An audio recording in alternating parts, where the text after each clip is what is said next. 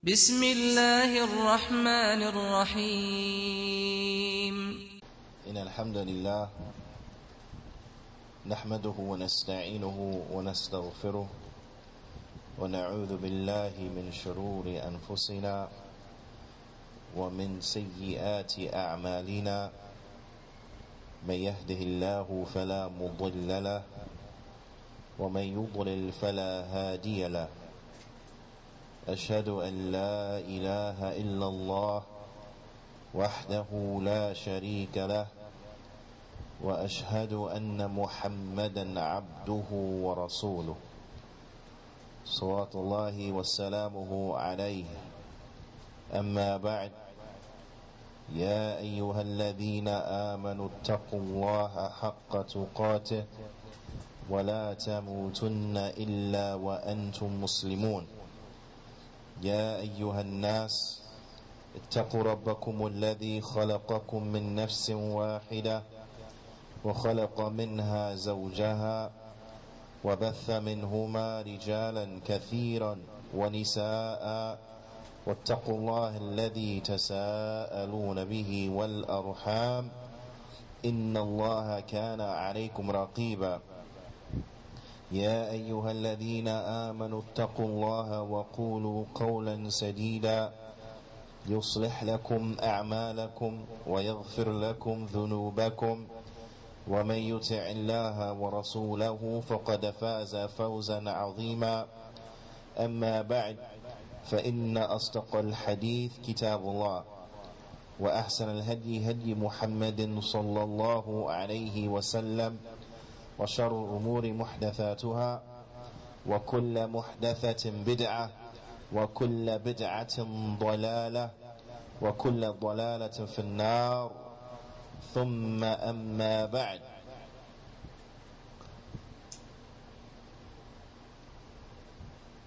Alhamdulillah, we continue going over this tremendous book by the Allama Shaykh Salih Al-Fawzan, and we had reached the next chapter, which is the third, and it is the bayan of al-inhiraf an al-aqeedah, the explanation of going astray and straying from the proper beliefs, from the proper aqeedah, the proper creed. This particular chapter is tremendous, as the Shaykh, he highlights some realities with regards to this. And the Shaykh, he mentions, he says, al-inhiraf an al-aqeedah as-sahiha muhlaka wa-diya', that straying from the proper aqeedah, and this is in reality destruction and loss. It is a tremendous calamity, bila shak wa bila rayb. The Shaykh, he says, لأن العقيدة الصحيحة هي دافع القوي إلى علم النافع أو إلى عمل النافع. نعم، إلى العمل النافع. He said, because the correct aqeedah, the correct creed, and this will be a great motivating factor to push one to perform beneficial actions. إلى عمل النافع, to beneficial actions. وفرد بلا عقيدة صحيحة, and the individual who does not have the proper aqeedah, the individual who does not have the proper Islamic creed, the Shaykh, he says, يكون فريسة للأوهام والشكوك التي ربما تتراكم عليه. He said, and if an individual does not have the proper creed, if his aqeedah is not sahiha, then this individual, he will become prey to his doubts and his assumptions, of which he may consider them to be correct and thus become confused and be taken out by these actions or by these doubts. وتحجب عنه الرؤية الصحيحة لضروب الحياة السعيدة. And not only will he be taken out by these doubts and subsequently destroyed, but it will also serve as a covering for over his eyes that will prevent him from seeing things correctly. It will prevent him from seeing things correctly. Those things in which will lead to a happy life. So you find that the individual who does not have the proper aqeedah, he will be devoid of having a happy life. He will be devoid of having a happy life. But you will find that this individual, his life will be filled with misery, because he will not have that which will equal and lead to a happy life.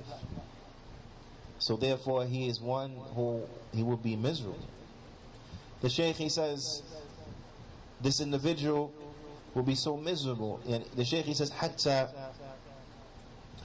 تضيق عليه الحياة ثم يحاول التخلص من هذا الضيق بإنهاء حياته ولو بالانتحار.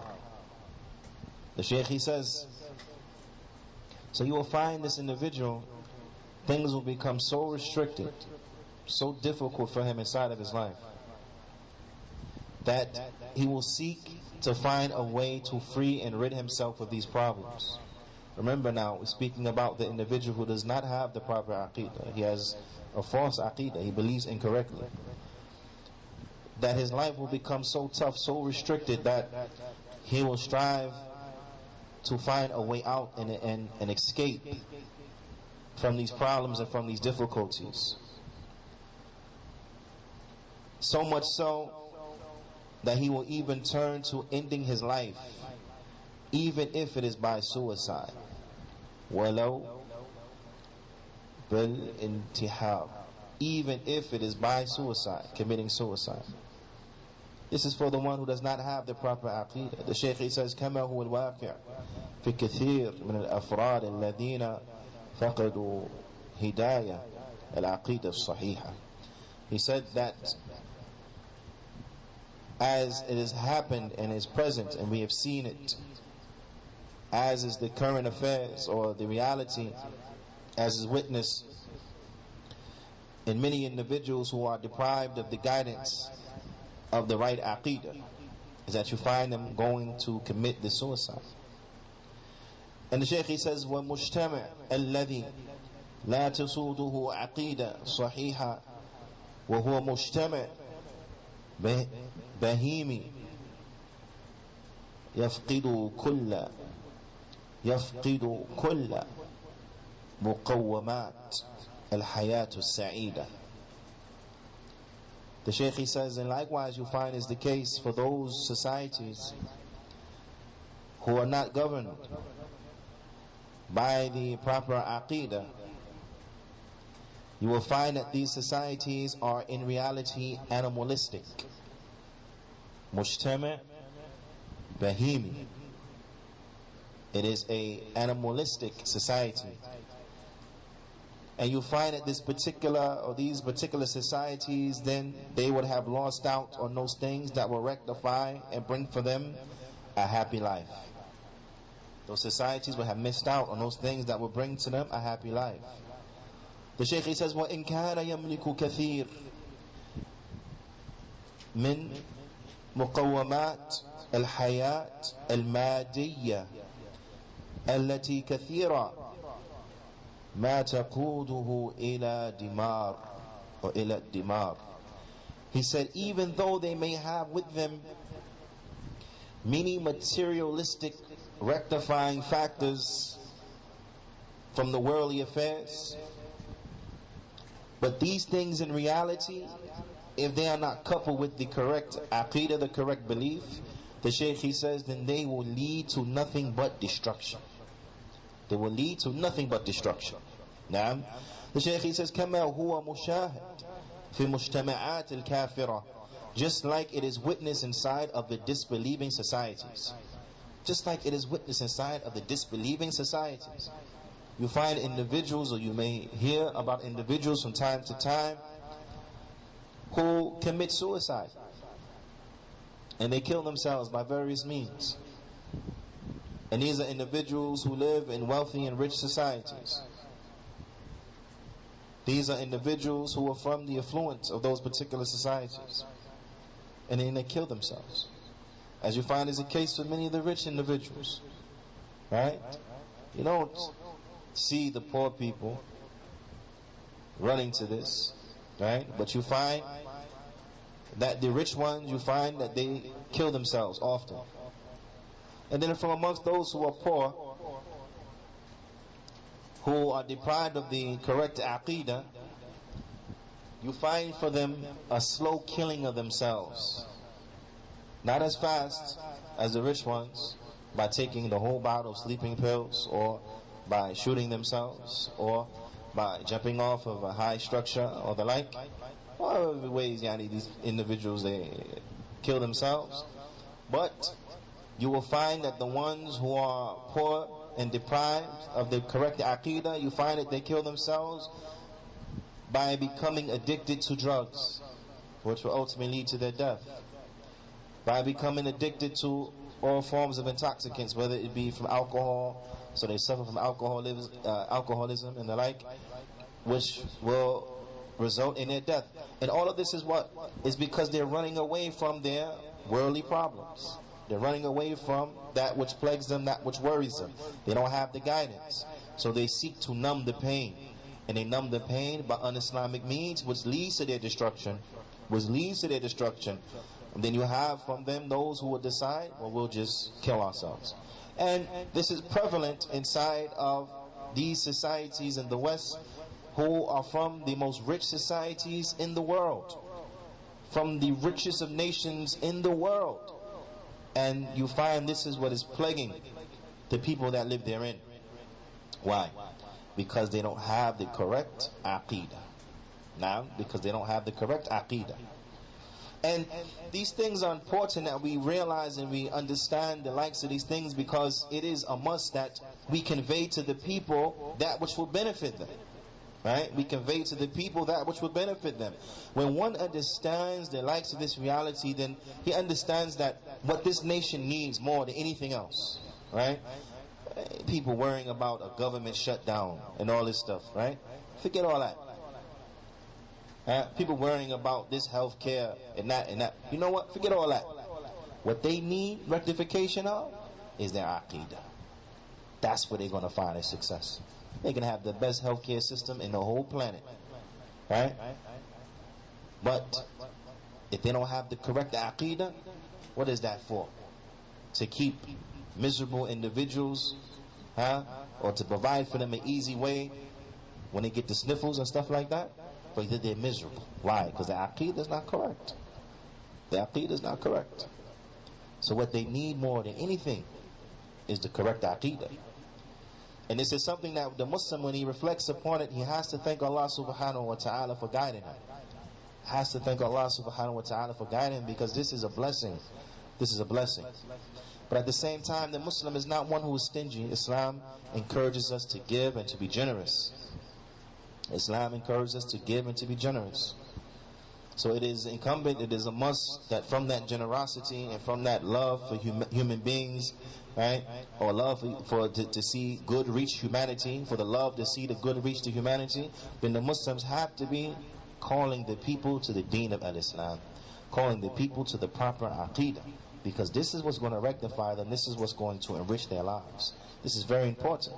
So the Shaykh, he's explaining that even these countries you find that have many of the rectifying factors from a materialistic standpoint, it's still not going to benefit them if they don't have the right aqeedah. The Shaykh, he says, وَإِن كَانَ يَمْلِكُ كَثِيرًا, even if they had a lot from this worldly stuff, it's not going to matter, as we see. The Shaykh, he says, لأن هذه المقومات المادية تحتاج إلى توجيه وترشيد He said because these materialistic, quote-unquote, rectifying factors, right? He said they require guidance and they require direction. A person has to be directed and guided. If he's not directed and guided, it's going to destroy him. If a person, the money comes to him and he has no guidance, he has no direction, that money is going to destroy him. It's going to destroy him. Right? And we see that. How many times you find people, they become successful almost, it seems, overnight. Right? Then they become destroyed. Lose their marriage. Right? All the kids hate them. His family don't like him. Loses friends. Loses everything. Becomes a loser. Now, and why? It's because these things require direction, require guidance. That guidance is where? It's in the Kitab and the Sunnah. You can't find anywhere else. It's in the Kitab and the Sunnah. So if a person does not have the guidance, then what will happen is that these materialistic things will destroy him. Will destroy him. But if a person has the guidance, you see, this is the beauty. You see, this is the beauty about being upon the guidance. Is that the guidance doesn't need materialistic things. So the Muslim, the mu'min, whether he's rich or he's poor, he's good. Whether he's rich or he's poor, he's good. You understand? Whereas the kafir, he can be the most wealthy. Destroyed. Destroyed. And if he's poor, destroyed. Because if he's wealthy, right, he would have gotten some of the worldly pleasure, but then he has nothing in the hereafter. And then if it is a kafir who is impoverished and he is poor, then he has nothing of the dunya nor of the akhirah. He has nothing from this world nor the hereafter. So he's destroyed. But they both equate into what? Destruction. Destruction. This is why it's important that as Muslims we strive to teach the people that which is correct, the correct aqeedah. Right? Without asking them for anything. Because it's not about that. We want to share with you. We don't want anything in return. We don't want you to give us money. We don't want your money. We don't want you to give us homes and this and that. We don't want none of that stuff. Keep it. We don't care about that. But we want to share with you Tawheed. We want to call you to Tawheed, so that you worship Allah and Allah alone. This was the way of the prophets and the messengers. When they came to their people, they didn't ask them for any type of financial payment. They didn't ask them for anything. They called them to the guidance, they didn't ask them for a thing. That's it. We don't want nothing. We call you to that which is correct. We don't want from you any type of jaza, and we don't care if you say thank you. It's not about that. It's about calling you to worship Allah and Allah alone. About calling you to follow the way of the prophets and the messengers. That's what we want for the society. As far as the chair and the rulership, no one wants that. And you find a beautiful example of how it was not from the call of the Anbiya and the Rusul. It was not from the da'wah, the call of the prophets and the messengers to seek leadership. This wasn't from their way. A prime example of this is that what? Is that when Musa alayhi salatu wassalam and Harun, when they went to Fir'aun, they called Fir'aun to a Tawheed, to accept Islam. Right? This was their call to Fir'aun. But when Allah subhanahu wa ta'ala parted for them the sea, and they escaped the armies and the millions of Fir'aun who was coming to kill and destroy all the believers. Once the armies, because as the ulama they explained, Fir'aun, he did just then go out with him in like some special platoon to go and get Musa and them. But he took everybody, the whole army, the noblemen, he took them all because he wanted to make an example of Musa alayhi salam. You see? But what happened at the end is that Allah subhanahu wa ta'ala, he made Fir'aun the loser.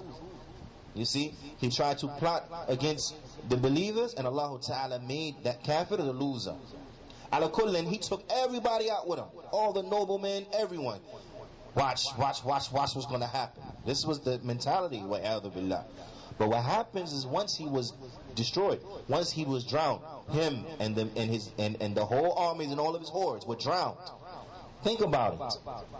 There was really no standing army left in Egypt. The rulership had all perished. There was no rulership. Right? Imagine that's like all of the branches of government is gone. Imagine all the branches of government gone. All died in one blow. You understand how vulnerable the country was? Once that had happened, did Musa and Harun did they say, wait, let's turn around and go back, because now we can rule it? Remember now, because Musa he grew up in a royal family, so if he went back, he would have been recognized as a royal. Could have took the whole thing over, right? Yeah, it's plausible, but that's not what he did. It's not what he did. Why? Because the call of the Anbiya al-Rusul, there was a concern with wealth, there was a concern with rulership, it was a concern with any of these things. This is why this is an indication which shows you that any da'wah that his main concern and his main agenda is to achieve power, then this is not from the way of the Anbiya al-Rusul. It's not from the way. So for example, the likes of the Ikhwan Muslimin, right? We know this is not a prophetic way, because the only thing they care about is being in charge. That's it. The only thing they care about is being in charge. If that means we have to stand on the shoulders of democracy, so be it. If that means we have to, quote unquote, try to advocate and make it seem like we're advocates for the Sharia, so be it. They don't care. They have no standard. They have no standard. Their only objective is to obtain power, to become the ruler. That's it. That's all they're worried about. That's all they're worried about. And that's why you see them flip-flopping. Right? When the regime had the old regime in Egypt, when they had the constitution, the Ikhwan was saying, oh, anyone ruling by the constitution, they kuffar, because they got a constitution. Okay. The regime gets toppled. Now the Ikhwan sneak their way in, slither their way in. We say slither, because they snakes. Slither their way in. Right? And then what happened? What they say? We have to be a part of writing the new constitution. Well, I thought the right constitution, that was kufr. You may take fear in the old ruler for that. Now you want to be part of it? They have no standing. They don't care. As long as we can be the ruler, we don't care. That's how they are. That's why they're so dangerous. You see? They have no standing. They have no standing. The ulama, they point out that in some of the books of the old Ikhwan, some of the founders of the Ikhwan Muslimin, they have in their books refutations against democracy. They wasn't down with democracy. You understand? But the new day Ikhwan, he's democratic. Why? They don't care. They have no standard. The only thing they care about is reaching the chair, being the ruler. That's it. Right? But once we have realized this is their objective, then we know this is not from the way of the prophets and the messengers. Why? Because this was not their main concern, was to be the ruler. They offered the Prophet ﷺ rulership. He denied it. He didn't want that. He didn't want that. Right? Yeah, the riches and money. And then what you find for these Khariji individuals, what they say, they don't share the money. We getting all this money and aid, it don't reach the people, they got it. What do they want? The money. This is the way of the Khawarij. This is the way of the Khawarij. The first, and the grandfather of them all, Dhul Khuwaysira, what was his complaint? Right? What did he say? I'idal ya Muhammad. Talking to the Prophet ﷺ, telling him, be just. When the Prophet ﷺ was handing out what do you call it? The spoils of war, was distributing the spoils of war. He had the nerve to tell the Prophet ﷺ, be just. So the Prophet ﷺ responded to him, Man ya'adil idha lam a'adil. Who's going to be just if I'm not just? Right? Refuting him, showing him that what? I'm being just. I'm dividing it the way Allah Ta'ala told me to do it. And then the Prophet ﷺ, he warned of those ones who will come from his lineage, who they will read the Qur'an, but it won't go past their collarbone, won't go past their throat. Why? Because they won't understand it. Don't understand it, right? To the end of it, and the Prophet ﷺ said that يَمْرِكُونَ مِنَ الدِّينِ كَمَا يَمْرِكُ السَّحْمَ مِنَ الرَّمِيَّةِ. They will shoot out from the religion just like the arrow passes through the target, or the animal that get hit with the arrow. it go right through it. That's how they would fly out from the religion. You see? But if you look back to what was their original complaint? The original complaint was about what? Money. They want money. That's the original complaint, about money. It's not the call of the Anbiya and the Rasul. The Prophet ﷺ, if he had anything and people came and asked, he would give it. Until he had nothing left. The Prophet ﷺ, one time he was sleeping on a straw mat. Then when he got up, you saw the imprints of the straw mat on his body. He didn't care. He didn't care. He didn't say build him a palace and this and that. No, he didn't care. This was not the way. He's not concerned with these things. The only concern it had was to what? Was to call the people to Islam. When the letters were sent out to the world powers at the time, right? And to the tribe, the leaders of the tribe and so on and so forth. The Prophet ﷺ, he told them what? Aslam taslam. Aslam taslam. Become Muslim so you can be safe. Right? This wasn't a threat. Some people misunderstand, think this was like a threat. Become Muslim or else. No, it wasn't a threat. The Prophet ﷺ, he had concern for them. Become Muslim so you can be safe from what? From the hellfire, from Allah's punishment. Accept Islam. It's good for you. It's good for you. Accept Islam. You understand? And this has to be the call. Aslam taslam. Accept Islam, you'll be safe. As far as your monies, your wealth, your properties, leadership, keep all of that. Keep that. Keep that. And you find this, when Islam spread, in the time of the Sahaba and the like, when Islam spread, you find in a lot of places, they left the governmental system pretty much intact. Of course, it was governed by Sharia. So the laws were compliant to the Sharia and things like this. But pretty much they left things intact. They left things intact. They just didn't come, replace everybody. No. But the Muslims from that particular region, they left them in charge. Some of them were already in charge and accepted Islam. They left them. They didn't say, no, get down. We got somebody coming in. We got our own person coming in. We shipping him in now. No, they just left him. But Muslim, okay. Khalas. That was it. Why? Because they weren't concerned. They weren't concerned. And you saw that Islam, it flourished and it grew. And the people enter into it in groves. Because they saw this. They're coming and they're offering. They're not taking. They're offering. Not like the kuffar. The kuffar come inside your land, they take all your natural resources, ship it back home. That's how the kuffar do. They take all the natural stuff, ship it back. Yeah, that's nice. You got gold here. Okay, but we're going to send it back to Europe. You got diamonds? Okay, we're going to ship it back to Europe. Right? That's the mentality of the kuffar. You don't find this in Islamic history. When the Muslims came, they let the people benefit. Because they weren't concerned with these things. The Muslims not one who's supposed to be concerned with these things. Why? Because they got the guidance. Got the guidance. They don't care about this stuff. This stuff is going to vanish anyway tomorrow. Don't care about that. It's going to vanish tomorrow. A person dead in his grave. What a diamond going to do for him? A ruby, a sapphire, right? What's it going to do for him? Nothing. So he ain't care about that. Whatever. Right? But what's going to benefit? Having that guidance. Having that guidance. And this is the way the Muslims should be. So this is a reminder for ourselves that we have to be individuals who are striving to benefit the society, not from individuals who want to exploit the society, but those who enrich the society. As far as the other stuff, keep that. Nobody care about nobody care about ruling and your monies.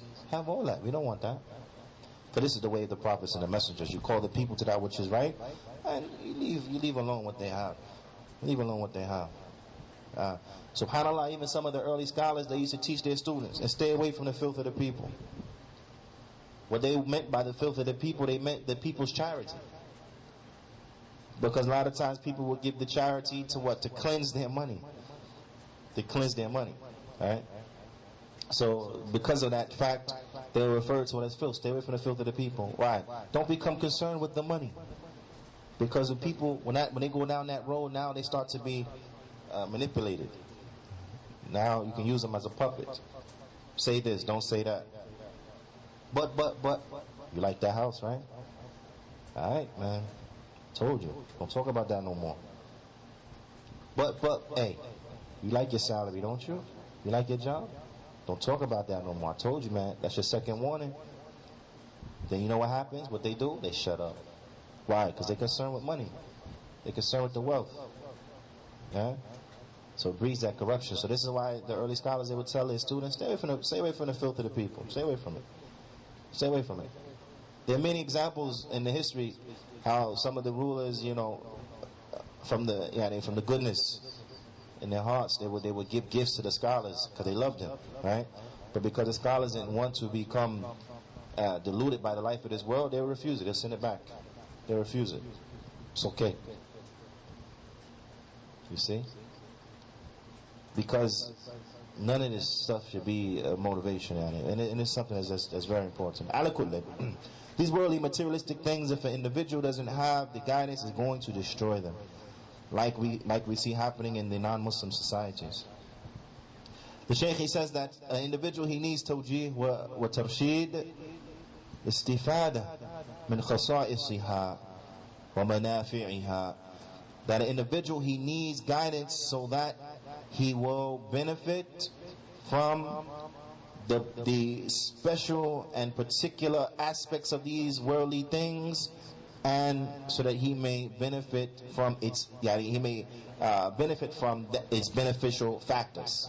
So he may benefit from its beneficial factors. طيب. ولا موجه لها سوى العقيدة الصحيحة. And there is nothing that will be a motivating factor and point it to that which is direct, and to direct it to that which is good, like the correct aqeedah. Like the correct aqeedah. Naam. And this is how we use the worldly things. This is how we use the worldly things in the correct way, as governed by the correct creed. The Shaykh, he says, and he brings some examples of this, showing how some of the Anbiya and Rusul, Allah subhanahu wa ta'ala, He blessed them with certain things. He blessed them with certain things from the worldly aspect. But it did not hinder them or destroy them, because they had guidance. They had guidance. So this is an example for us, that when Allah blesses us with something from this worldly life, we don't let it, as they say, go to our heads and then be the cause of our downfall and our destruction. وقال الله تعالى يا أيها الرسل كلوا من الطيبات وَاعْمَلُوا صَالِحًا. Allah subhanahu wa ta'ala, He says what means, O messengers, eat from the goodly things. O messengers, eat from the goodly things. Now, Allah subhanahu wa ta'ala is commanding them to eat from that which is good, that which is halal. So there's nothing wrong with the person eating from that which is good. Right? There's nothing wrong with a person partaking and dining upon fine cuisine. There's nothing wrong with that. As long as it's halal, there's no problem. So we find that Allah subhanahu wa ta'ala, He didn't command them to stay away from goodly things. Right? As you have some of the people who claim they be practitioners of asceticism, and what they do is they refuse to eat anything nice. Gotta be lowly stuff and dirty things, and have a T-bone steak. Oh no, I can't eat that, brother. It's too rich. Can't eat that. It's too rich. Have any oatmeal? Have any cream of wheat? Cream farina? I'll eat that. Yeah, I said, I'm not saying there's anything wrong with cream farina and oatmeal and that. That's good stuff too, no doubt. But if you got a T-bone steak, yeah, Salaam, I'm gonna eat the T-bone steak. Malish, right? There's nothing wrong with that. Bismillah, you eat. It's a T-bone steak, halal. What's the problem? But they think it's like, oh no, it's something good. Oh, you got good macaroni, brother. Nah, that's cool. Let me get them saltine crackers. Ya salam. There's nothing wrong with a saltine cracker. Don't get me wrong. But they think there's like some superiority inside of this. This is not good. It's not good. We have ahadith, the Prophet I'lam, and good stuff. So there's nothing wrong with that. But you see the difference, right? Or you see the aspect of the ayah. Allah subhanahu wa ta'ala, He says, O messengers, eat from the goodly, wholesome things. Those things that are goodly, wholesome, and halal. Right? وَأَعْمَلُوا صَالِحًا. And perform righteous good deeds. You see, there's always a balance. There's always a balance for the believer. Eat good, righteous, good stuff, but do righteous good deeds. Right? Eat the good, wholesome stuff, but do righteous good deeds. So you'll find that the believer, right, the mu'min, you won't find him being a glutton. You won't find him being a glutton, because you know that's going to lead to him becoming lethargic and so on and so forth, right? It will take away his nashat, take away his enthusiasm. Why? Because now he's lazy, because he gorged himself. Right? So the believer, oh yeah, he may take a nice piece of the T-bone steak, but you're not going to say, yo, put 3. No, just give me 1. Yeah, give me some vegetables and some grains or whatever. Khalas. You're not going to go back for 5ths like the glutton will. Right? Why? Because in the back of his mind, he benefits from the likes of these things, and he thanks Allah subhanahu wa ta'ala for providing him with the likes of these things, right? But what's the most important thing to him is what? Is worshiping Allah subhanahu wa ta'ala. So he utilizes these things as fuel for his body so that he may worship Allah subhanahu wa ta'ala. That's it. He keeps everything in his proper perspective. There's that balance. But that balance comes from what? From the guidance. Right? I'll give you an example. It's like an individual, he has a nice phone. He said, I'm going to go and get the new iPhone. I'm going to get the new Android, or whatever. Right? And because he has a liking for technology or what have you. But see, the Muslim, the mu'min, is a different thing now. He's going to get it, and now he's going to benefit from it. So he's going to have the Qur'an app on there. So he has Qur'an with him. He can read the Qur'an. He's going to have, for example, some of the radio apps like SoundCloud or the like, so he can listen to the durus of the mashaykh and ulama and students of knowledge. So he can benefit. He can put it on, so let it run. Right? So he figures, okay, I want to go and I want to get a nice Bluetooth, right? Because I want the Bluetooth that can also play my audios. You follow what I'm saying? So his whole motivation is different. I want a Bluetooth that also can play my audios now, so I could put the phone on for the audio app or for the Qur'an app, and I can listen without worrying about a string. I'm untethered. So I can move around the office, I can move around the warehouse, I can move around, drive the truck, whatever his job is, or what have you, and I can listen without being tethered and held down by a string, and benefit more. So his whole aspect is different. Someone come with a flip phone and say, you want a flip phone? Nah, because I can't get the apps I'm looking for on the flip phone. I can't listen to the durus, I can't go to Mirab. They don't have an app for Mirab that come on a flip phone. So that's why I don't want the flip phone. It's not that I'm just, so obsessed with these particular things, but no, I want to be able to benefit from it. Right? Person say, why you need an iPhone? It's because I like the interface between Arabic and English, so I can send text messages to the mashayikh, so I can communicate with the scholars, send questions, and so on and so forth. Keep in touch, right? And things like that. So the whole motivation is different.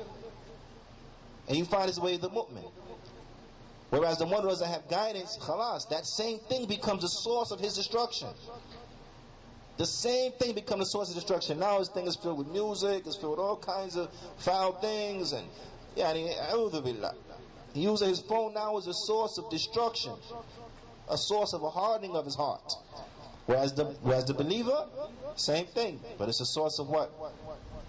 Aiding him. It becomes an aid, becomes a tool, it's an aid. Ala kulli hal, this is just an example of the moderation. Right? Same thing. Helps one, destroys the other. This is how it works if there's no guidance. وقال الله تعالى, Allah Ta'ala, He says, وَلَقَدْ آتَيْنَا دَاوُودَ مِنَّا فَضْلًا يَا جِبَالُ أَوِّبِي مَعَهُ وَالطَّيْرِ.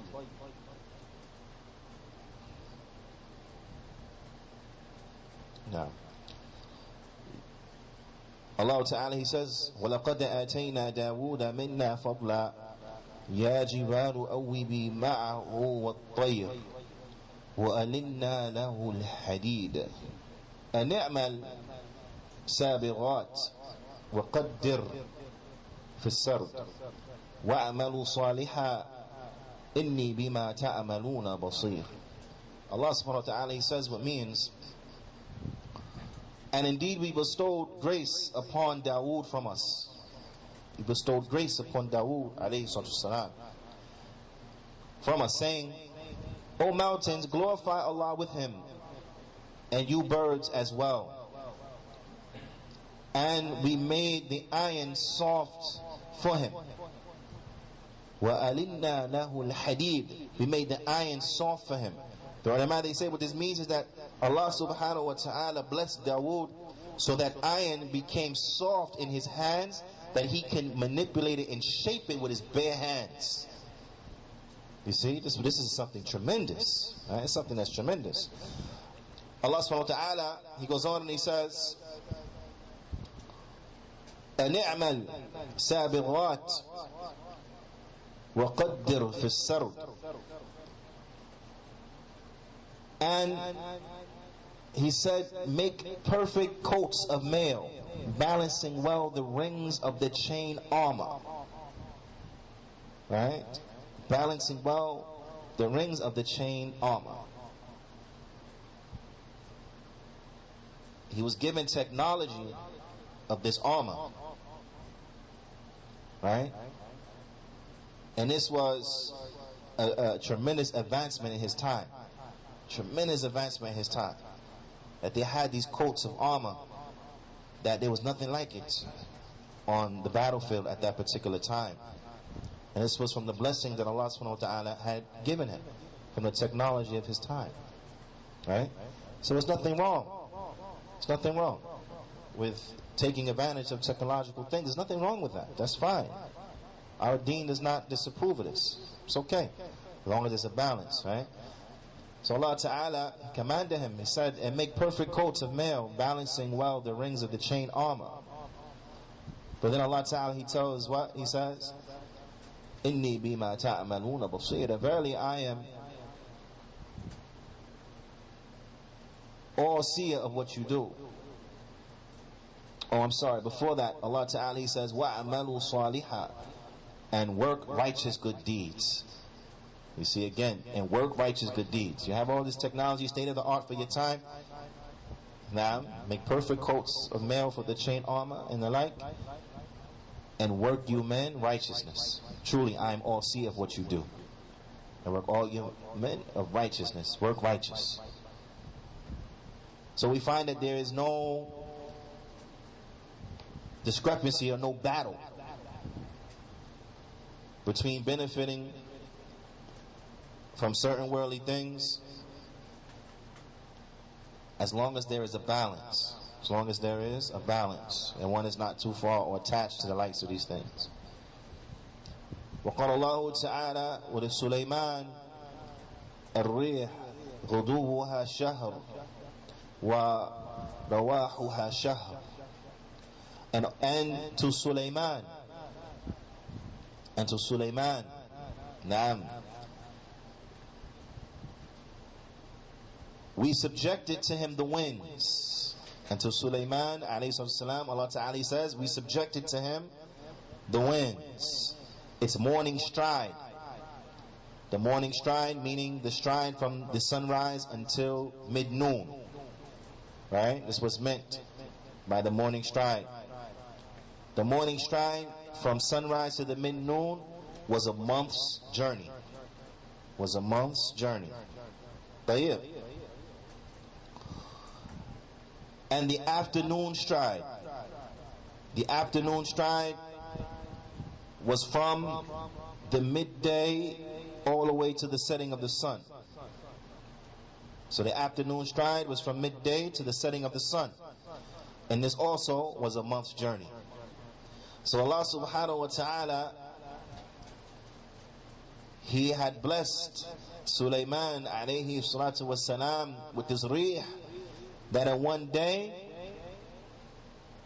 an individual can travel a 2-month journey. Think about that now. That was serious for that particular time. The time it would take others, it would take them 2 months to go from this point to that point. Sulaiman alayhi salam, he was given a bounty from Allah. He was able to do it in 1 day. 2-month journey in 1 day. That's serious. That's serious. Alright? Allah Ta'ala, He goes on and He says, وَأَسَنَّا لَهُ عَيْنَ الْقِطْرِ. And we cause a fount of molten brass to flow for him. A fount of molten brass to flow for him. It's tremendous. وَمِنَ الْجِنِّ مَنْ يَعْمَلُ بَيْنَ يَدَيْهِ بِإِذْنِ رَبِّهِ. And he had workers from the jinn. So he had a workforce, right? But a workforce from what? From the jinn. We know that the jinn are physically stronger than human beings. The jinn are physically stronger and more fit than the human beings. And Allah Ta'ala, He subjected the jinn to Sulaiman, and they worked in front of him by the leave of his Lord. Allah Ta'ala goes on and He says, وَمَنْ يَزِغْ مِنْهُمْ عَنْ أَمْرِنَا نُذِقُهُ مِنْ عَذَابِ السَّعِيرِ. And whoever from amongst those jinn turned away from our commands, then we cause him to taste the torment of a blazing fire. Allah subhanahu wa ta'ala, He tells us of some of the bounties that Sulaiman alayhi salatu wassalam, he had, and some of the bounties that were bestowed upon him. Allah Ta'ala, He says that these particular jinn يَعْمَلُونَ لَهُ مَا يَشَاءُ مِن مَحَارِيبٍ وَتَمَاثِيلٍ وَجِفَانٍ كَالْجَوَابِ وَقُدُورٍ رَاسِيَاتٍ. He said, Allah subhanahu wa ta'ala, He said, and they worked for him what he desired. They made for him high rooms, maharib. They made for him high rooms, images, basins as large as reservoirs. Right? This is tremendous. And cooking cauldrons fixed in their place. But one reflects upon these bounties were tremendous. Tremendous, outstanding bounties. Right? And we know that Sulaiman, who was his father? Who's the father of Sulaiman? Huh? Aywa. Naam, David. How you say David in Arabic? Dawood alayhi salam. We started by talking about the bounties that Dawood alayhi salam he received, and now his son Sulaiman alayhi salam, talking about the bounties that he had in his time. Tayyib. All of these bounties, from the molten brass to the jinn working, making these high rooms and basins as large as reservoirs, cooking cauldrons, and he fixed in their place. This is subhanallah, it's tremendous. But listen to how Allah subhanahu wa ta'ala, He ends this ayah. He says what? He says, i'malu ala Dawuda shukra. He says, O family of Dawood, O family of Dawood alayhi salam, work you family of Dawood with thanks. Give thanks to Allah subhanahu wa ta'ala. Naam. And how is that thanks given to Allah subhanahu wa ta'ala? By way of what? By way of establishing Tawheed, doing and living in accordance to the commandments of Allah subhanahu wa ta'ala. That's how we show thanks. An example of this, Allah Ta'ala, He says, وَلَقَدْ أُوحِيَ إِلَيْكَ وَإِلَّا الَّذِينَ مِنْ قَبْلِكَ لَإِنْ أَشْرَكْتَ لَيَحْبَطَنَّ عَمَلُكَ وَلَا تَكُونَنَّ مِنَ الْخَاسِرِينَ بَلِ اللَّهَ فَاعْبُدْ وَكُنْ مِنَ الشَّاكِرِينَ. Allah Subhanahu wa Ta'ala, He says, and it was revealed to you, O Muhammad, and likewise those who came before you, that verily if you were to associate partners in worship with Allah, then verily, undoubtedly, most definitely, all of your deeds will be rendered null and void. And undoubtedly, most definitely, you will be from the losers. Rather, give thanks to Allah. Rather, worship Allah. Rather, worship Allah and be from those who show thanks. Worship Allah and be from those who show thanks. How does one show thanks to Allah subhanahu wa ta'ala? He show thanks to Allah subhanahu wa ta'ala that no matter his condition, no matter what he has, that he's what? He's worshipping Allah and Allah alone. He's trying his best to live in accordance to the rules and regulations that Allah has sent down. He's striving his best to do that which is right and to fulfill that which is upon him. That's how an individual shows thanks. If a person comes with a bid'ah and he comes with shirk, then he's a person who's ungrateful. He's not showing thanks. He comes with shirk. He's associating partners with Allah subhanahu wa ta'ala. He's not showing thanks. How's he showing thanks? Allah subhanahu wa ta'ala is the one who had given him everything he gave him, and this person is what? Is worshiping something else. He's ungrateful. He's ungrateful. Now, so the way to show thanks, a person has to establish a Tawheed. So Allah ta'ala, He ends his ayat, He says, اعملوا آل داود شكرا.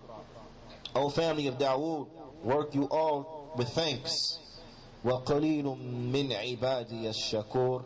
And they're only a little bit from my servants who show thanks.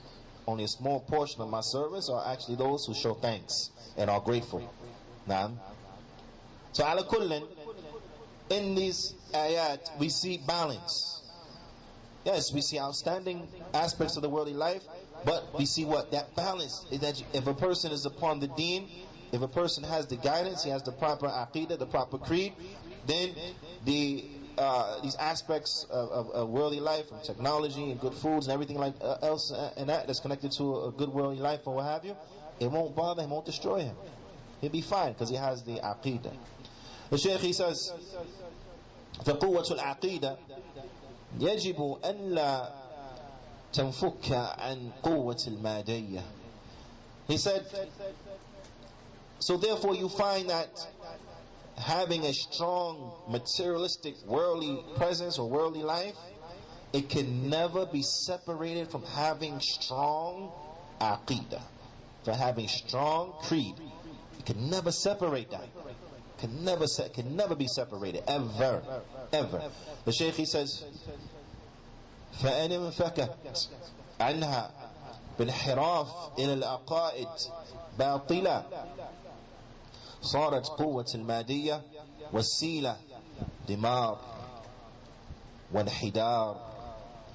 He said, and if a person is severed and disconnected from the proper aqeedah due to him going astray and falling victim to false and erroneous creeds and beliefs, he's severed from the right aqeedah. Why? Because he has went astray and he has taken false beliefs. He has taken erroneous creed. Right? His minhaj is incorrect, is wrong. It's not the prophetic way. You see?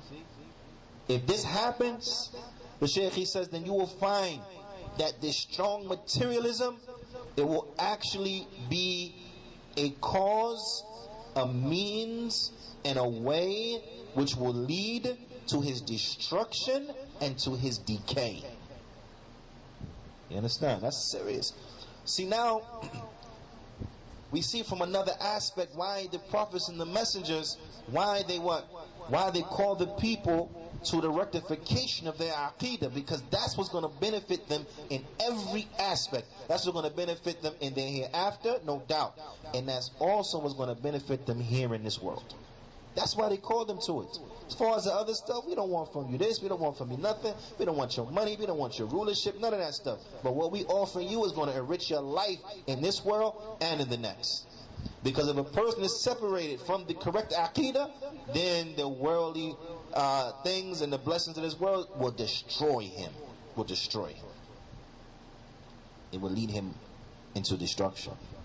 Now, the Shaykh, he says, كما هو المشاهد اليوم في الدول الكافرة التي تملك مادة ولا تملك عقيدة صحيحة. He said, just like we see is present inside of the disbelieving nations who have much materialistic things, but they don't have the proper aqeedah. They don't have the proper aqeedah. I mean, look, just look to the violence and the mass shootings that happen and that go on in the Kafir lands. What is that a result of? It's a result of people what? Not having proper aqeedah. Anytime a man can go into a school and shoot little children because he don't have the proper aqeedah. When a man has a proper aqeedah, he's not going to run over a cat. He's not going to run over a bird. If he sees a bird is in distress in front of his car, he's going to stop it, put his hazard light on, and move the bird out the way, or take the bird to the vet. But I tell you what he's not going to do. He's not going to run over it.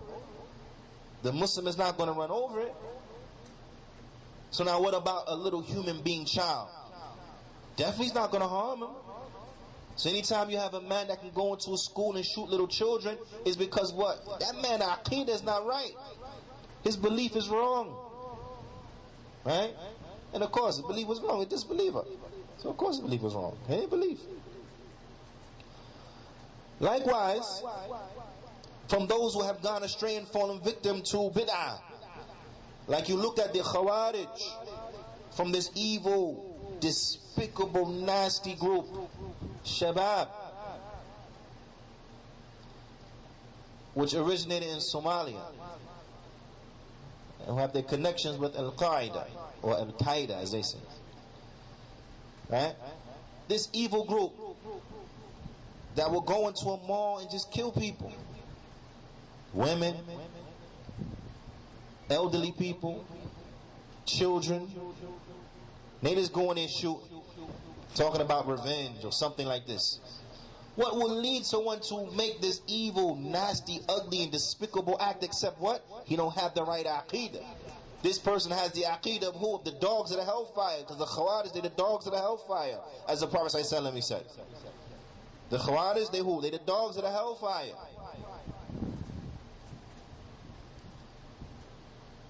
This is the calamity of having improper aqeedah. Whereas the one with the right aqeedah, you won't find him committing the likes of these things, ever. Because that proper creed won't allow him to do this. That proper creed won't allow him to do this. In fact, you will find he wouldn't even have the inclination of wanting to commit such atrocities. Because what? Because of that proper aqeedah that will illuminate his heart and manifest upon his limbs and upon his tongue. So the proper aqeedah, it always benefits, it always rectifies. Whereas if the proper aqeedah is taken away, there's only destruction in his wake. There's only destruction in his wake.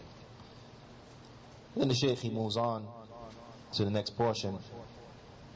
ولكن نكتفي بهذا القدر فنتوقف هنا. وصلى الله وسلم على نبينا محمد وعلى آله وصحبه أجمعين. جزاكم الله خيرا.